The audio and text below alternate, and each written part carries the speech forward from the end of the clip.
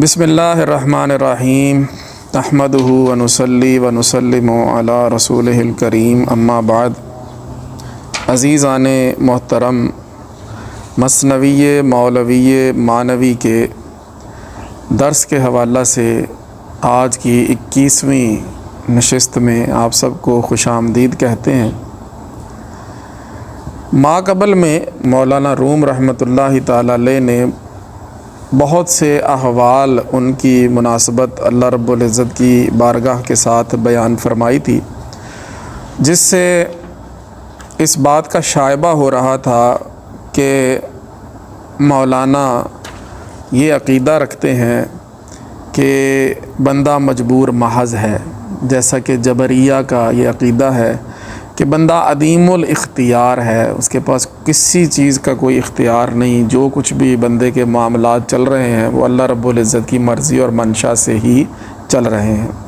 یہ جبریہ ایک کہہ لیں کہ پورا ایک فرقہ ہے جو اس طرح کے عقائد اور نظریات کا حامل ہے۔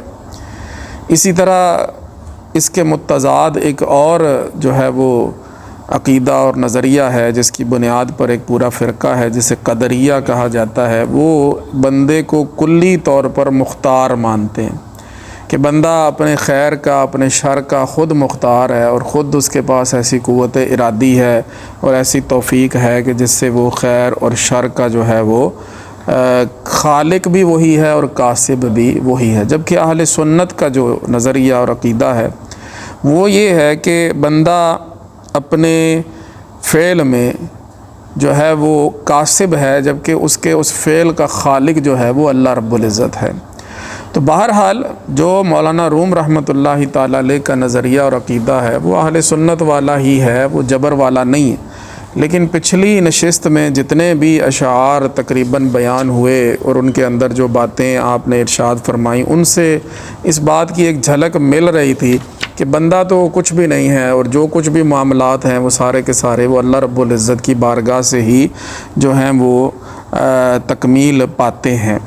تو اب یہاں پر اس چیز کو آپ واضح فرما رہے ہیں کہ میرا یہ جتنا بھی بیان ہے یہ جبر والی باتیں نہیں ہیں۔ اب یہ جبر والی باتیں نہیں ہیں تو پھر کیا ہیں؟ ایک تو وہی بات آ گئی، یہاں مختلف تقریریں ہو سکتی ہیں۔ ایک تقریر یہی ہو سکتی ہے کہ جیسے اہل سنت کا نظریہ ہے کہ بندہ جو ہے وہ اپنے فعل میں کاسب ہے اور اس فعل کا خالق جو ہے وہ اللہ رب العزت ہے۔ دوسری تقریر جو ہے نا جی وہ یہ ہو سکتی ہے کہ جبر کا ایک معنی جو ہے نا وہ کسی چیز کو پورا کرنا بھی آتا ہے، کسی چیز کو پورا کر دینا، جیسے جبر نقصان آ گیا نا، کسی نقصان کو پورا کر دیا۔ تو اس حوالے سے بھی بات ہو سکتی ہے کہ اللہ رب العزت نے عالم ارواح میں جو ارواح ہیں ان کو ملاحظہ فرمایا کہ وہ اپنے جو افعال ہیں ان کے حوالے سے وہ مستعد ہیں، تو اللہ رب العزت نے ان افعال کے حوالے سے پھر ان کو اختیار عطا کر دیا، اور ان کے اندر جو کمی تھی اختیار کے نہ ہونے کی، اللہ رب العزت نے اس کمی کو پورا کر دیا۔ کافر جو روحیں ہیں برا کرنے کے اوپر مستعد تھیں، اللہ تعالیٰ نے ان کو برا کرنے کا اختیار دے دیا۔ اسی طرح مومن کی جو روح ہے وہ اچھا کرنے کے حوالے سے مستعد تھی، اللہ رب العزت نے اس کو اچھا کرنے کا اختیار عطا کر دیا، اور جو ان کے اندر کمی تھی وہ جبر اس کو پورا کر دیا۔ ٹھیک ہے جی۔ ایک جبر کا معنی یہ بھی آ سکتا ہے کہ ارواح جو ہے نا جی وہ جس معاملے میں عالم ارواح میں مستعد اللہ رب العزت نے پائیں، ان کو ان معاملات میں اللہ رب العزت نے جو ہے وہ اختیار وہ دے دیا۔ ایک چیز یہ بھی ہم کہہ سکتے ہیں کہ من وجہن اختیار ہے اور من وجہن اختیار نہیں ہے، یعنی بندے کا اختیار جو ہے وہ اللہ رب العزت کے اختیار کے تحت داخل ہے۔ ٹھیک ہے نا جی۔ اور اگر اللہ رب العزت کی مشیت اور مرضی نہیں تو بندے کا اختیار کس کام آئے گا؟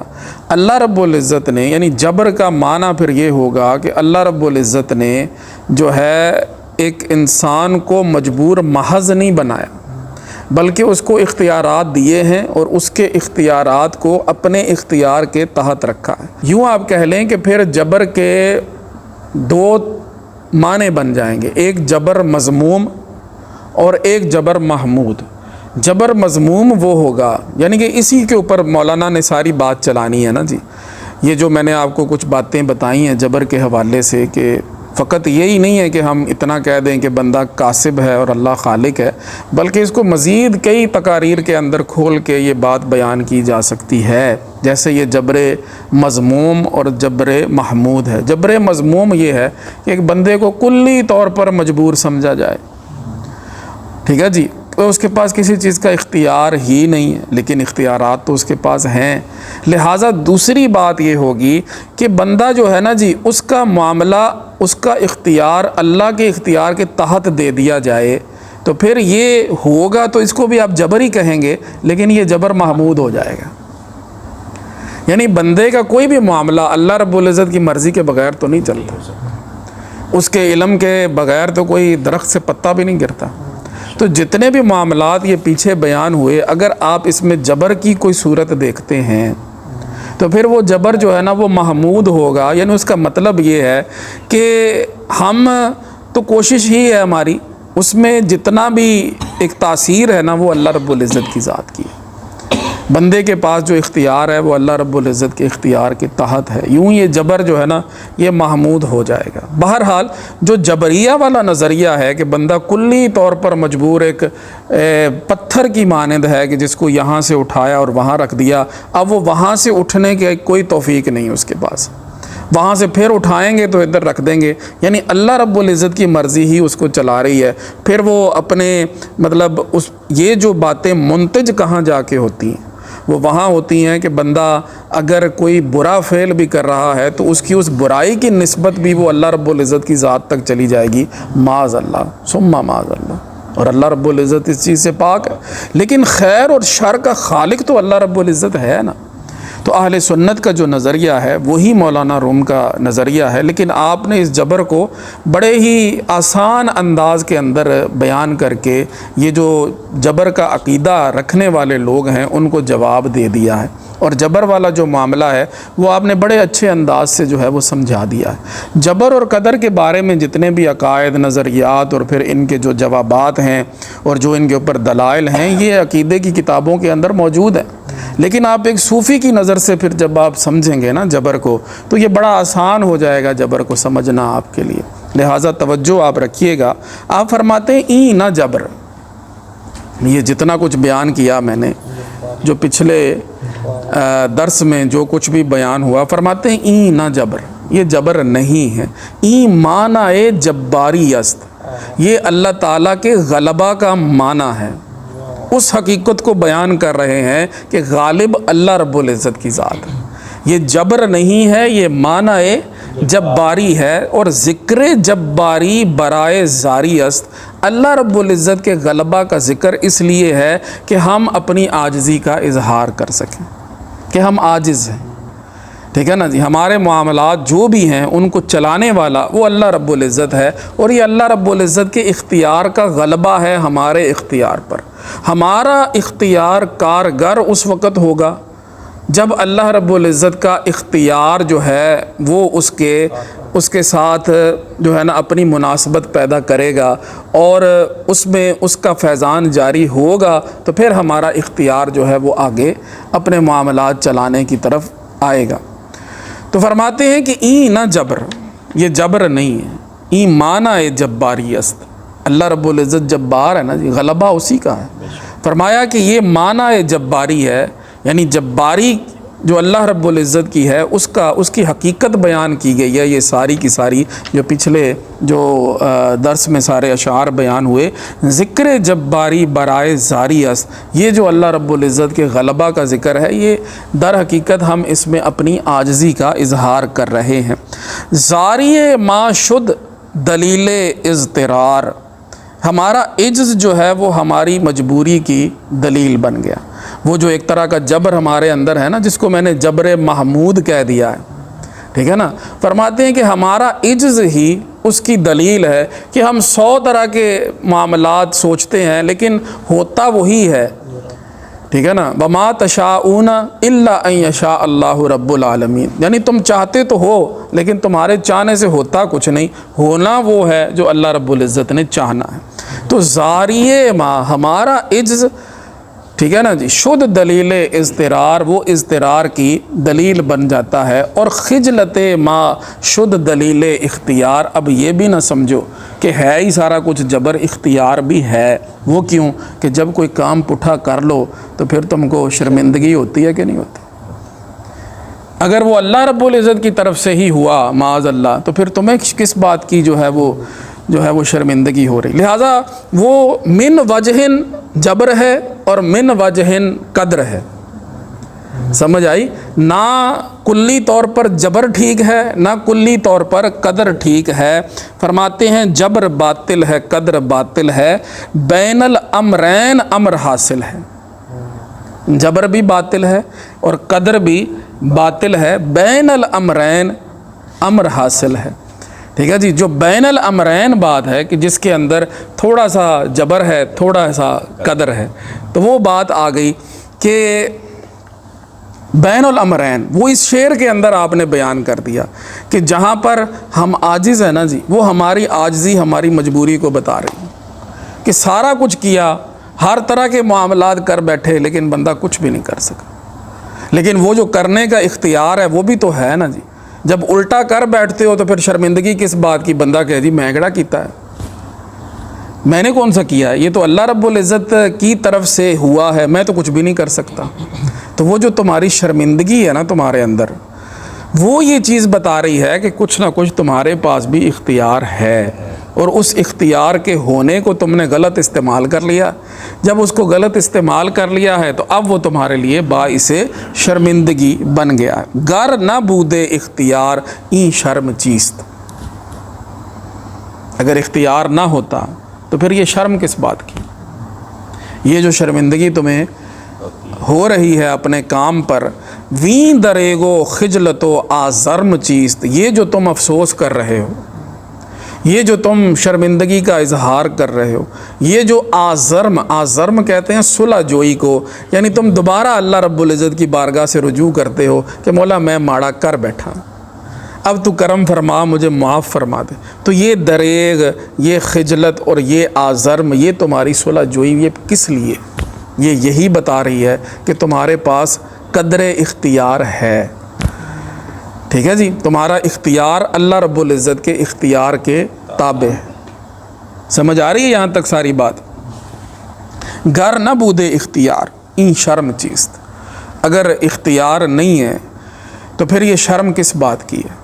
اور اگر اختیار نہیں ہے تو پھر یہ دریغ، تمہارا افسوس کرنا کہ میں کی کر بیٹھا، یہ جو تمہاری خجلت ہے یعنی تمہاری شرمندگی ہے، اور یہ تمہارا جو آزرم ہے یعنی تمہاری صلح جوئی ہے، یعنی تم اللہ رب العزت سے دوبارہ اپنا تعلق بنانے کی کوشش کرتے ہو، یہ کیوں ہے؟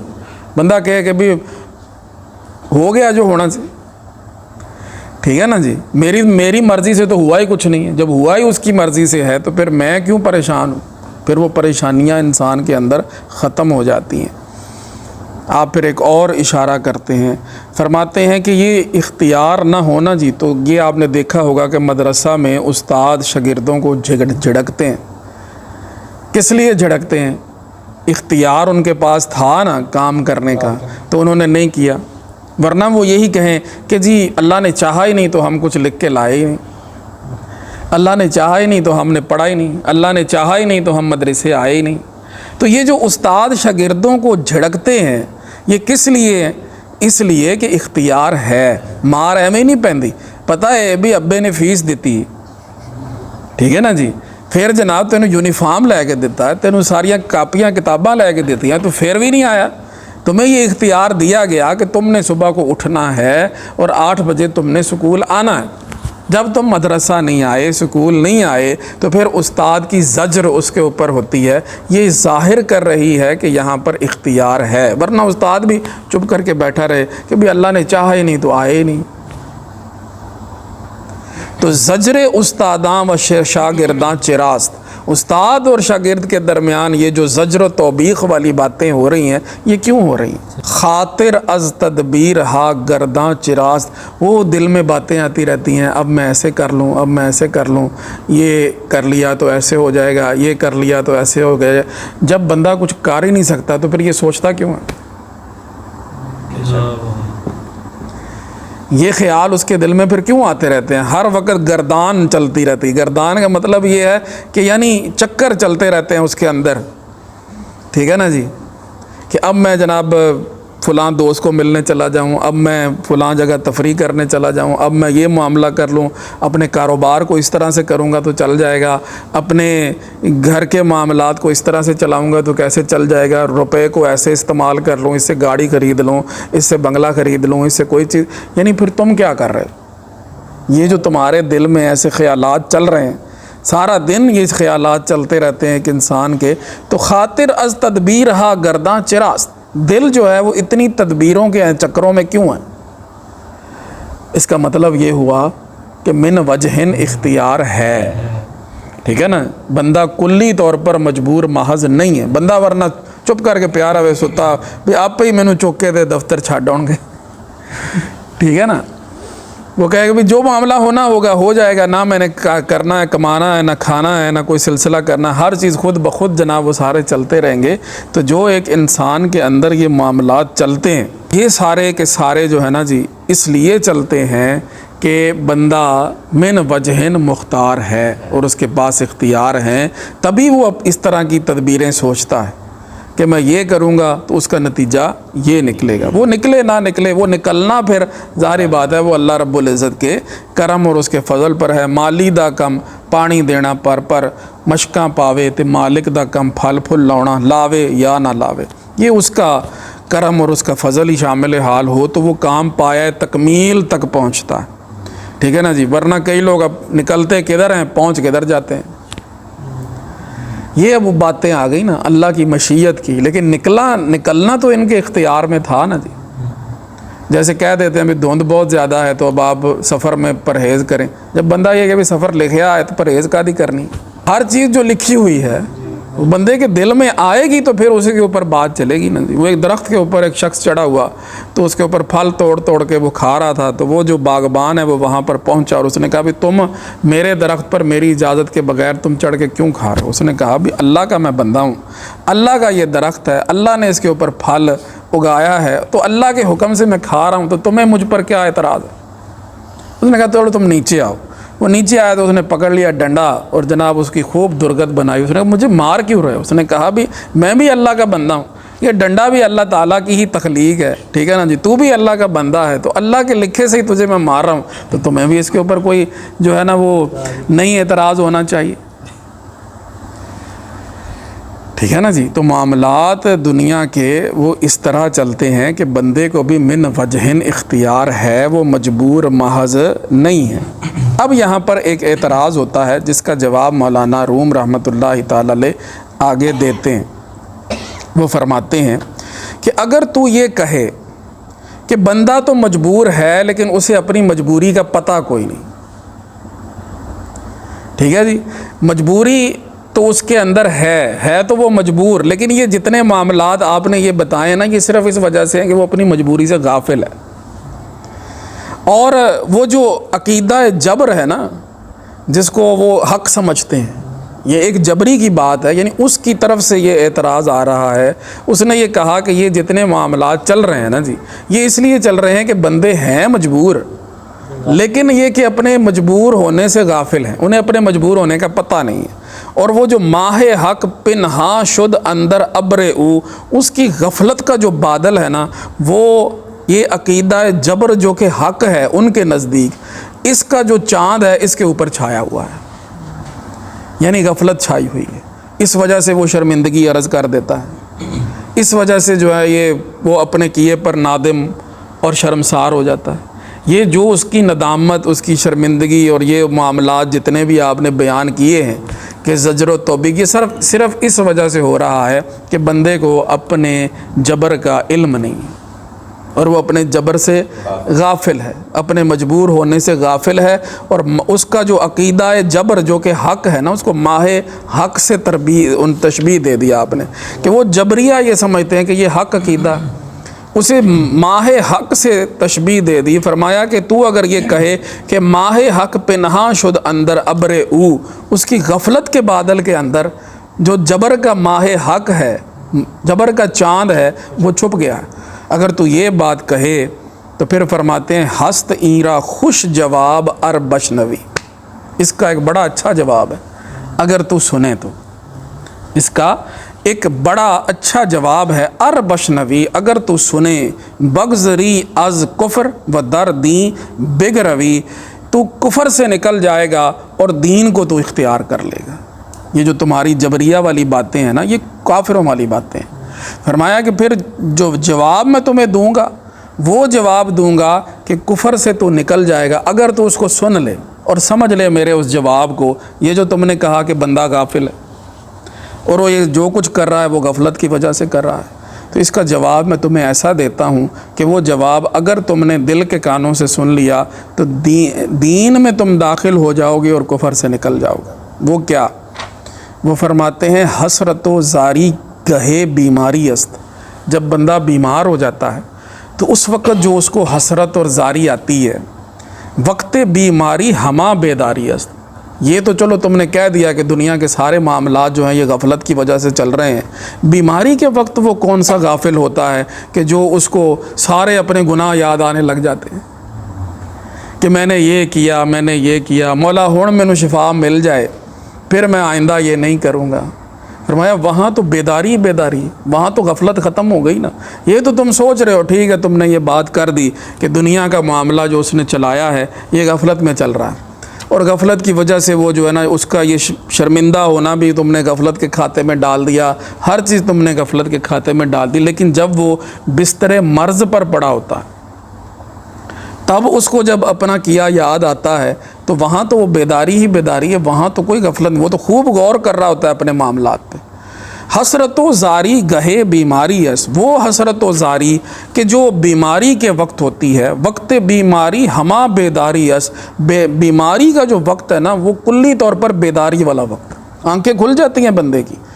آزما کے می شوی بیمار تو، جس وقت تو بیمار ہو جاتا ہے تو می کنی از جرم استغفار تو، اس وقت تو جرم سے استغفار کر رہا ہوتا ہے، اور می نمایت بر تو زشتی یہ گناہ، تمہاری بیماری جو ہے نا تمہارے گناہ کی برائی تمہیں دکھا دیتی ہے، اور می کنی نیت کے بعض آیم برا، اور تم یہ نیت کر لیتے ہو کہ اب میں راستے پہ آ جاؤں گا، اب میں راستے پہ آ جاؤں گا اگر اللہ رب العزت مجھے شفا دے۔ کبھی دیکھا ہے کسی نے، یعنی جب بخار 105 پہ چلا جائے، ٹھیک ہے نا جی، بندے کو اس وقت کیا یاد آ رہا ہوتا ہے کہ مولا بس اب بڑی غلطیاں ہوئیں، بڑا کچھ، تو اس وقت حقیقی بیداری ہوتی، اس وقت تو وہ کسی غفلت کی وجہ سے شرمندہ نہیں ہو رہا نا، شرمندہ وہ اس وقت ہو رہا ہے لیکن بیداری کے عالم میں ہو رہا ہے، اب اس کو خوب نظر آ رہا ہے۔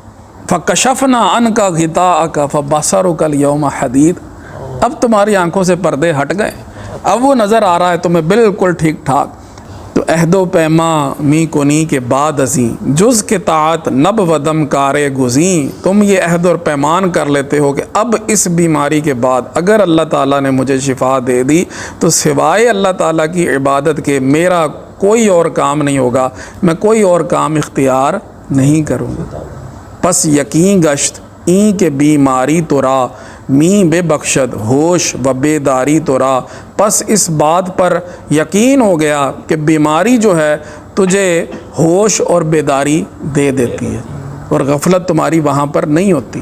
لہٰذا جو بھی معاملہ تم وہاں پر جو رو رہے ہو اور وہاں پر جو تم عرض گزاریاں کر رہے ہو وہ اپنے کیے کی وجہ سے کر رہے ہو اور اپنے کیے پر شرمندہ ہو۔ پس بداں این اصل را، اے اصل جو، اے حقیقت کے متلاشی اس حقیقت کو جان لے کہ ہر کے راہ دردست او بردست بو، جس کو درد ہے نا، جس کو حقیقت شناسی کا درد ہے، جو یہ چاہتا ہے کہ اللہ رب العزت کی ذات کی معرفت حاصل کرے، وہ جب درد ہے نا وہ اس کو اس بو تک لے جاتا ہے، اسے یار کی خوشبو پہنچ جاتی ہے۔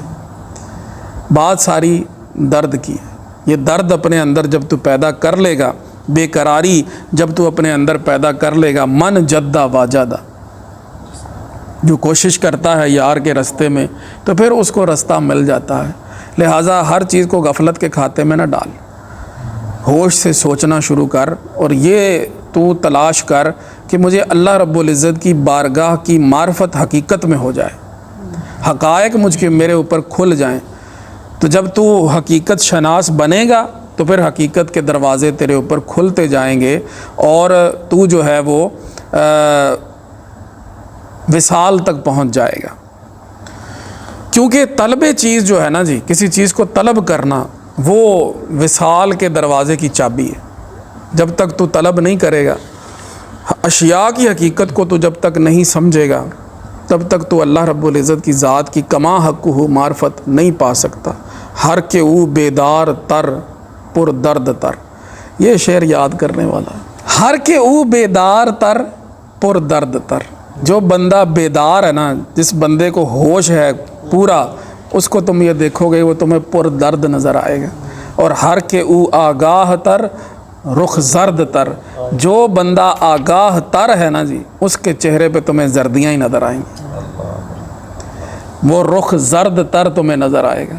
تو بندے کو جب بیداری ہے اور وہ حقیقت آشنا ہے نا جی، پھر تم یہ دیکھو گے کہ وہ تمہیں پر درد نظر آئے گا، وہ ہر لمحہ وصال کی ہی تلاش میں تم کو نظر آئے گا۔ اور جو آگاہ تر ہے، جس کو اللہ رب العزت کی بارگاہ کی معرفت ہے، پھر اس کے چہروں پہ رونقیں نہیں نظر آتی۔ من با رخ چوں خزاں زردم بے تو با رخ چوں بہار چونی بے من۔ اے یار میرا تو چہرہ تیرے بغیر خزاں کی طرح زرد ہو گیا ہے، اے بہار کے چہرے والے تو میرے بغیر کیسا ہے۔ اے ہمدم روزگار چونی بے من، اے مونس و غمخوار چونی بے من۔ مولانا روم کہتے ہیں کہ تیرے بغیر میں تو زرد چہرے والا ہو گیا ہوں، خزاں کی طرح، لیکن اے بہار کے چہرے والے تو میرے بغیر کیسا ہے۔ تو یہ باتیں محبت کی ہیں۔ جب بندہ ان کی معرفت کی طرف نکلتا ہے نا جی، تو پھر یہ چیزیں اس کے اوپر کھلتی ہیں۔ اسی لیے تو حضور علیہ الصلوۃ والسلام نے ان کی ایک روایت میں یہ ملتا ہے نا کہ جو ایک موٹا عالم ہے نا جی، فرمایا اللہ کو وہ پسند نہیں، ٹھیک ہے نا جی۔ این عشق جنہاں نوں لگ جاوے سک جاندے نے وہ وانگ کانیاں دے، ایک سک جاندے، دوجا مک جاندے، تیجا ماردے نے لوگ نال تانیاں دے۔ تو محبت کرنے والوں کے چہروں پہ یہ اس طرح کی تازگیاں اور رونقیں نہیں ہوتی، وہ تب بھی آتی ہیں کہ ان کے آ جانے سے چہرے پہ آ جاتی ہے رونق۔ جب وصال کی گھڑیاں ہوتی ہیں تو چہرہ رونق پر رونق ہو جاتا ہے، وہ سمجھتے ہیں کہ بیمار کا حال اچھا ہے۔ تو ہر کے او بیدار تر پر درد تر، جو حقیقت میں بیدار ہے وہ پر درد ہے، اس کے اندر درد۔ اور ہر کے او آگاہ تر رخ زرد تر، جو آگاہ تر ہے وہ رخ زرد ہے۔ اب ایک الزامی جواب آپ ایک اور دیتے ہیں، وہ الزامی جواب یہ ہے کہ تم یہ کہتے ہو کہ نہیں جی میں تو مجبور ہی ہوں، میں مجبور محض ہی ہوں۔ یعنی ایک تو اس نے غفلت والی بات کر دی تھی نا، وہ تو اس کا جواب دے دیا۔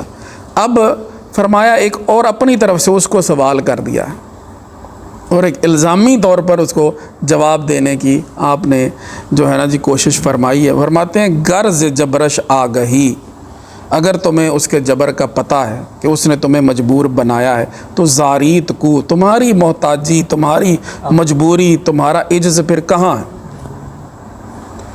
اپنے آپ کو تم عاجز سمجھتے ہی نہیں،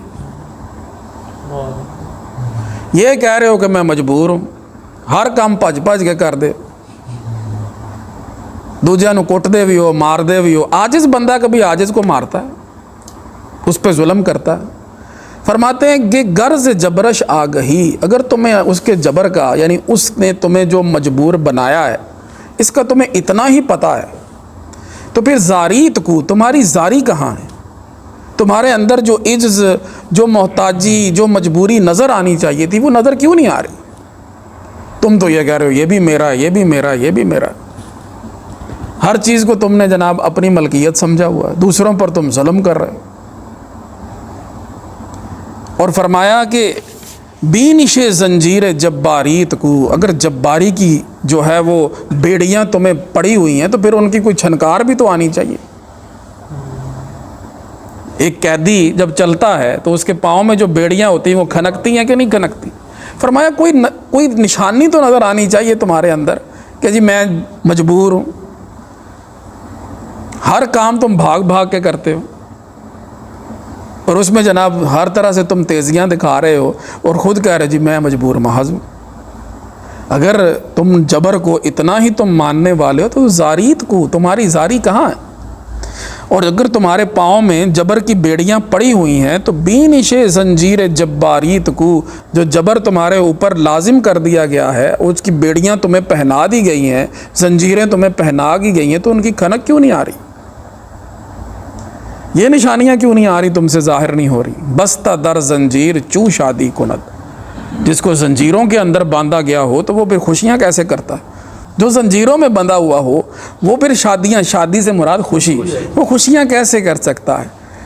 کہ اسیر حبس آزادی کند، جو قید کے اندر اسیر ہو وہ آزادی والی باتیں کیسے کر سکتا ہے؟ گڈی پڑی تو ادھر نکل گئے، گڈی پڑی تو ادھر نکل گئے، آدھی رات کو بھی جناب جاگ رہے ہیں، پیزے کھانے، برگر کھانے، ہیں جی یہ سارے کام تم کیسے کر رہے ہو؟ تمہاری مجبوری تو نظر نہیں آ رہی۔ بستہ در زنجیر چوں شادی کند، جو زنجیروں کے اندر جکڑا ہوا ہو وہ خوشیاں کیسے کر سکتا ہے؟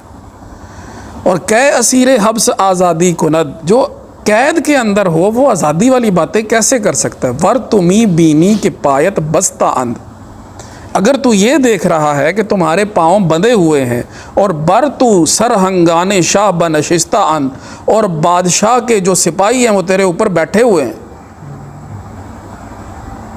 ٹھیک ہے نا؟ یعنی اللہ رب العزت کے فرشتے وہ تجھ کے تیرے اوپر جو ہے نا وہ ایک طرح کے مسلط ہیں، یعنی وہی تجھے چلا رہے ہیں ادھر سے ادھر، ادھر سے ادھر، ادھر سے ادھر۔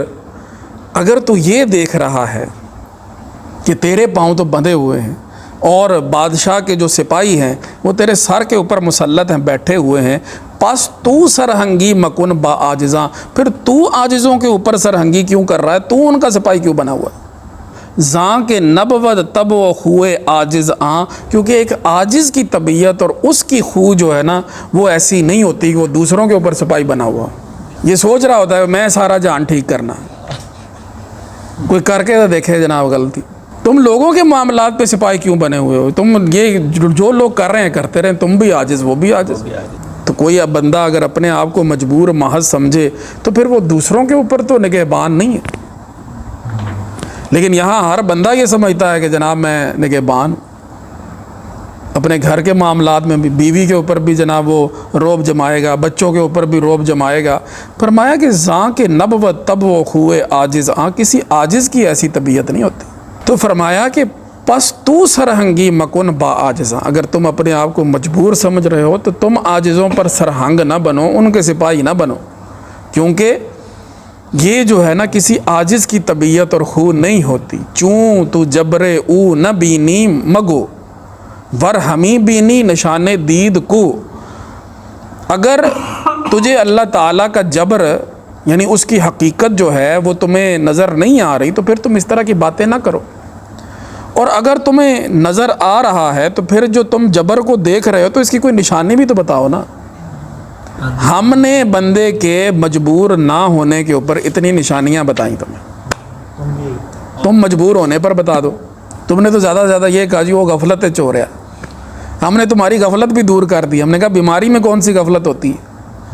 تو اگر تمہیں جبر نظر نہیں آ رہا اللہ رب العزت کی بارگاہ سے تو پھر تم اس طرح کی باتیں نہ کرو، اور اگر تمہیں نظر آ رہا ہے تو پھر ہمیں بھی دکھاؤ کہ اس جبر کی نشانی کہاں پر، کہاں پہ وہ جبر نظر آ رہا ہے۔ در ہر آنکارے کے میل استت بداں، اب بات سیدھی سی ہے۔ فرمایا کہ معاملہ جو ہے نا جی تم نے بڑا سیدھا کیا ہوا ہے، اب وہی بات آ گئی نا جو جیسے وہ ایک بات شروع میں نے عرض کی کہ اللہ تعالیٰ نے ارواح کو جس معاملے میں مستعد دیکھا تو ان کو اختیارات اس کے اندر دے دیے جتنے اللہ رب العزت نے چاہے. لیکن اب یہاں پر یہ مجبوروں کی بھی بات آپ نے بڑا ایک جواب دیا. انہوں نے کہا بھی جیڑا کام تمہیں چنگا لگتا ہے نا، جس کے اندر جناب تم جو ہے نا جی اپنا فائدہ دیکھتے ہو اس میں تم اب قادر ہو جاتے ہو، اور جس میں تمہارا نقصان ہے اس میں تم کہہ دیتے ہو میں مجبور ہوں. تو آپ نے کیسا ایک اور جواب دیا، فرمایا جدھر تم اپنا فائدہ دیکھتے ہو وہاں قادر ہو جاتے ہو، اور جدھر تم اپنا نقصان دیکھتے ہو وہاں مجبور بن جاتے ہو. وہاں کہتے ہو جی مجبوری تھی، یہ اللہ تعالیٰ کے حکم سے ہوا. در ہر آنکارے کہ میل استت بداں، جہاں تمہارا میل ہے، تمہارا میلان ہے جس کام کی طرف، قدرت خدرا ہمیں بینی عیاں، تم اپنی قدرت کو اس میں دیکھ رہے ہوتے ہو، میں کر لینا، وہاں تمہارا اختیار آ جاتا ہے. تمہیں کوئی خاتون اچھی لگ جاتی، تم نے اس سے نکاح کرنا، تم کہتے ہو بس یہ تو میں نے کرنا ہے، اختیار ہے میرے پاس. 4 کی اللہ نے اجازت دی ہوئی ہے، اختیار دیا ہوا ہے، ٹھیک ہے نا جی. تو وہ میں کر گزروں گا. وہ تم کہتے ہو میرے پاس قدرت ہے، یہ میں نے کر لینا. لیکن جہاں پر تمہیں نقصان نظر آ رہا ہو، در ہر آنکارے کہ میلت نیست و خواست، جس کام کو تمہارا دل نہیں چاہ رہا اور تمہارے دل کا میلان نہیں ہے اس طرف، اندر جبری شد کی از خداست، ادھر تم جبری بن جاتے ہو کہ یہ جو کچھ ہو رہا ہے خدا کی طرف سے ہو رہا ہے، اس میں تم اپنے آپ کو مجبور بنا لیتے ہو. ارواح کے حوالے سے ہی وہ بات جو میں نے کر دی کہ اللہ رب العزت نے ان کی استعداد کے حوالے سے ان کو اختیار دیا ہے، کیونکہ ہم تو انکار کر ہی نہیں رہے. یہ تو ان کو باتیں کر دی گئی نا کہ جو اپنے آپ کو مجبور محض کہتے ہیں، لیکن مجبور تو وہ بھی نہیں ہے نا. فرمایا بات تو اتنی سی آ گئی کہ جس کام میں تمہارا میل ہے، تمہارا میلان ہے، اس میں تم قادر ہو، اور جس کام کے اندر جو ہے تمہارا میلان نہیں ہے، تمہارا دل نہیں چاہ رہا، وہاں تم جبری بن جاتے ہو، کہتے ہو کہ یہ خدا کی طرف سے. اللہ تعالیٰ نے بہت سی ارواح کے لیے بہت سے کام آسان کیے اور بہت سے کام ان کے لیے مشکل بھی کیے. یہ ایک الگ جو ہے نا جی ٹاپک ہے، اور اس پر بھی آپ نے گفتگو کی. فرماتے ہیں انبیاء درکار دنیا جبریان. اگر یہاں پہ بات ہے نا تو پھر انبیاء سے دنیا کے کام نہیں ہوتے، ٹھیک ہے نا جی. وہ دنیا کے معاملات میں گویا وہ نا یوں ہے کہ جبری ہیں. اور کافرہ در کار عقبہ جبریان، کافر جو ہیں ان سے آخرت کے کام نہیں ہوتے، وہ اس میں جبری ہیں. انبیاء کار عقبہ اختیار، انبیاء کو اللہ تعالیٰ نے عقبہ کے کاموں میں اختیار دیا ہوا ہے. اور جاہلانہ کار دنیا اختیار، جاہلوں کی حص جو ہے وہ دنیا کے اندر بڑی چلتی ہے، وہ دنیا کے معاملات جو ہیں نا جی ان کے اندر وہ بڑے تیز ہوتے ہیں. یہ روحوں کا میلان ہے. فرمایا یہ جو باتیں ہیں نا جی جس کو تم ایک دلیل بنا سکتے ہو اپنی کہ جی کچھ کام تو میں کر لیتا ہوں، کچھ میں نہیں کر لیتا، فرمایا وہ تو تمہارے دل کا میلان ہے نا. اب اس پہ تم دیکھو کہ تمہاری روح کون سی ہے، تمہارے اندر نیک مومنوں والی روح ہے یا کافروں والی روح ہے. اگر تو مومنوں والی روح ہے تو پھر دین کے کام تمہارے لیے آسان ہوں گے، اور اگر تمہاری روح جو ہے وہ کافروں والی یا ان سے مناسبت رکھنے والی ہے تو پھر دنیا کے کام جو ہیں وہ تمہارے لیے آسان ہوں گے. تو انبیاء را کار دنیا، انبیاء در کار دنیا جبریان، اور کافراں در کار عقبہ جبریان.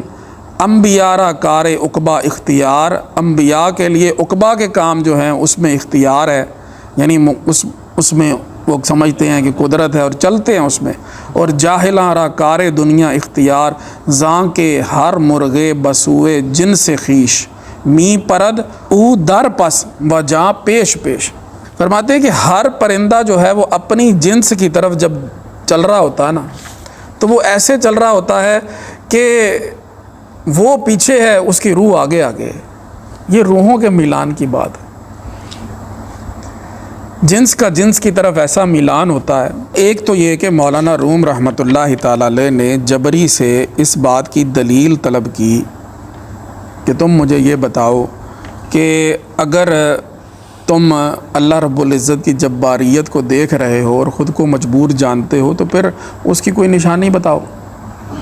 اب تمہارے اپنے معاملات کے اندر تناقض ہے، کچھ معاملات میں تم بڑی تیزی دکھاتے ہو اور کچھ معاملات کے اندر تم اپنے آپ کو سست پاتے ہو، تو وہ مسئلہ تمہارا نہیں، وہ تمہاری روح کا ہے، ٹھیک ہے نا جی۔ انبیاء اسی طرح دنیا کے معاملات کے اندر دلچسپی نہیں لیتے، کیونکہ ان کی روح کا تعلق آخرت کے ساتھ ہوتا ہے۔ وہ آخرت ایک پرندہ جیسے اپنی جنس کی طرف بھاگ بھاگ کے جاتا ہے نا، تو ایسے بھاگ رہا ہوتا ہے کہ گویا کہ جو ہے نا جی اس کی روح آگے جا رہی ہے اور وہ پیچھے جا رہا ہے، تو اس کا ایسے میلان ہوتا ہے اپنے معاملات کی طرف۔ تو یہ وہ بات بیان کر دی کہ یہ اب روح کے معاملے ہیں، روح کا ایک میلان ہوتا ہے، اس چیز کو لے کر تم اپنے آپ کو مجبور ثابت نہیں کر سکتے۔ یہ روح کے میلان کی باتیں ہیں، جہاں کہ ہر مرغے بسوئے جن سے خیش، کیونکہ ہر پرندہ اپنی جنس کی طرف می پرد اڑتا ہے، اور ایسے اڑتا ہے کہ او در پس و جان پیش پیش، وہ پیچھے رہ جاتا ہے، جان اس کی آگے آگے ہوتی ہے۔ یہ روح کا میلان ہوتا ہے۔ کافراں چوں جن سے سجین آمدن، سجن دنیا را خوش آئین آمدند۔ فرماتے ہیں کہ کافر چونکہ وہ سجین کی جنس سے ہیں، ٹھیک ہے جی، تو جو دنیا کی سجین ہے، یعنی دنیا کی سجن ہے، دنیا کی قید ہے، یہ ان کے لیے بڑی مزے کی ہے۔ اس معاملے میں جو ہے نا جی خوش آئین ہے، یہاں پہ ان کی رضائے کامل ہے۔ وہ کہتے ہیں کہ بس جو کچھ ہے دنیا میں ہم اکٹھا کر لیں، چونکہ ان کا تعلق اس دنیا کے ساتھ ہے، ان کی روح ادھر خوش رہتی ہے۔ اور انبیاء چوں جن سے علیین بدند، انبیاء چونکہ وہ جن سے علیین سے ہیں، اور سوئے علیین جانو دل شدن، وہ جانو دل سے جو ہے نا جی وہ علیین کی طرف گامزن ہوتے ہیں۔ آگے ایک شعر آپ نے یہاں پر بیان فرمایا جو کہ یہاں پر تو نہیں ہے لیکن ایک اور نسخے میں ہے، اے خدا بنما تو جاں را آ مقام۔ فرماتے ہیں کہ اللہ رب العزت سے طلب یہ کرنی چاہیے کہ اے اللہ ہمیں وہ مقام تو دکھا دے، کندرو بے حرف می روید کلام، کہ جہاں پر حرفوں میں باتیں نہ کرنی پڑیں، ویسے ہی کلام سمجھ میں آ جائے۔ اتنی تقریر جو کرنی پڑی جبر سمجھانے کے لیے، اگر وہ اللہ کی بارگاہ سے ایک مقام وہ مل جائے تو دعا آپ یہ کر رہے ہیں کہ اے اللہ ہمیں وہ مقام دکھا دے کہ جہاں حرفوں کے بغیر ہی جو ہے نا کلام سمجھ میں آنے لگتا ہے، باتیں سمجھ میں آ جائیں کہ جبر کیا ہے اور قدر کیا ہے، اور اس میں اہل حق کا طریقہ جو ہے وہ کیا ہے۔ آپ فرماتے ہیں چھڈو انہاں گلاں نوں، این سخن پایان نہ دارد لیک ماں، بعض گویم آ تمامی قصہ را۔ فرمایا یہ باتیں تو مکنی نہیں، لیکن ہم یہ کرتے ہیں وہ جو قصہ چھیڑا ہوا تھا نا، ہم اس کی طرف جو ہے نا آتے ہیں اور اس کو دوبارہ بیان کرتے ہیں، کیونکہ وہ کافی پہلے سے تو آپ نے وہ بات چھیڑی ہوئی ہے۔ تو یہ باتیں آپ نے جبر کے حوالے سے ساری کر دیں، اور جبر کا معاملہ آپ نے سمجھا دیا کہ تمہارا جبر اصل میں جس چیز کو تم جبر سمجھ رہے ہو وہ ہے کیا، وہ تمہاری روح کا میلان ہے۔ اگر تمہاری روح کا میلان، تمہاری روح جو ہے وہ نیک سیرت رکھتی ہے تو پھر نیکی کے کام اس کے لیے آسان ہو جائیں گے، اور برائی کے کام اس کے لیے مشکل ہوں گے۔ اور اگر تمہاری روح جو ہے وہ اس کی طینت اور اس کی سیرت کے اندر برائی رکھی ہوئی ہے تو پھر برائی کے کام اس کے لیے آسان ہو جائیں گے اور نیکی کے کام اس کے لیے مشکل ہو جائیں گے۔ تو یہ چند اشعار اور پڑھ لیں پھر وہ قصے والے، تاکہ تھوڑا سا آسانی ہو جائے، جبر سے تھوڑا سا نکل آئیں آپ۔ فرماتے ہیں نومید کردن وزیر مرید ران را از رفض خلوت، خلوت کو چھوڑنے کے حوالے سے وزیر کا مریدوں کو نا امید کر دینا۔ اس نے چٹا جواب دے دیا، میں نے باہر نہیں آنا۔ وزیر از اندروں آواز داد، اس وزیر نے اندر سے آواز دی، کہ مریداں از من ای معلوم باد، اے مریدو میری طرف سے یہ بات اب لکھ لو، یہ بات تمہیں اب معلوم ہو جانی چاہیے کہ مرا عیسیٰ چنی پیغام کرد، کہ مجھے حضرت عیسیٰ علیہ السلام نے یہ پیغام دیا ہے، کز ہما یاراں و خیشاں باش فرد، کہ سارے یار سارے اپنے چھڑ دے اور صرف تنہائی دے اندر بہ جا، روئے در دیوار کن تنہا نشین، چہرہ دیوار کی طرف کر لے اور تنہا بیٹھ جا، وز وجود خیش ہم خلوت گزین، اور اپنے آپ سے بھی تو خلوت اختیار کر لے۔ یعنی خلوت حقیقی اختیار کر لے کہ جس میں انانیت بھی چھوڑ دے، اپنے آپ کو بھی تو چھوڑ دے۔ بعد از این دستوری گفتار نیست، اس کے بعد اب بات چیت کا تو کوئی دستور رہا نہیں، کوئی اجازت نہیں رہی۔ اور بعد ازیں با گفتگویم کار نیست، اب اس کے بعد گفتگو کرنے کا تو میرا کوئی معاملہ رہا نہیں کہ میں تم سے کوئی بات کروں۔ الوداع اے دوستان من مردام، تو یہ سمجھو میں مر گیا۔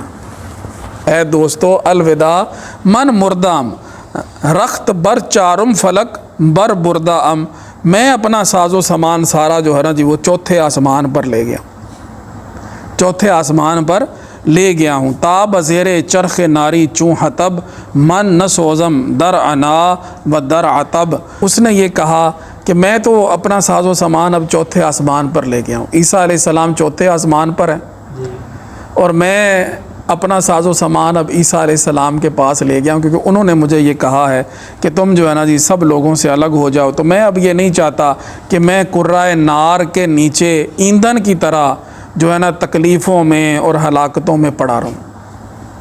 میں اپنے آپ کو اس سے بچا کے عیسیٰ علیہ السلام کے پاس اوپر چوتھے آسمان پر پہنچ جاؤں گا۔ عیسیٰ علیہ السلام چوتھے آسمان پر ہیں یا دوسرے پہ ہیں؟ حضور علیہ السلام کی حدیث میں تو آپ کی ملاقات دوسرے آسمان پر حضرت عیسیٰ علیہ السلام سے ہوئی، لیکن ہو سکتا ہے کہ عیسائیوں کے نزدیک یہ بات ہو کہ عیسیٰ علیہ السلام چوتھے آسمان پر ہے۔ اور پھر عیسیٰ علیہ السلام کا چوتھے آسمان پر ہونا یہ بہت سے شعراء نے بیان کیا ہے، تو ہو سکتا ہے کہ مولانا روم نے ان کی اتباع میں یہ بات بیان کر دی ہو، یا چوتھے آسمان سے مراد بلندی ہی ہو، ٹھیک ہے نا۔ یہ بات بھی تو پکی نہیں نا کہ ملاقات تو دوسرے آسمان پر ہوئی ہے، عیسیٰ علیہ السلام جو ہیں وہ دوسرے آسمان پر ہی ہیں۔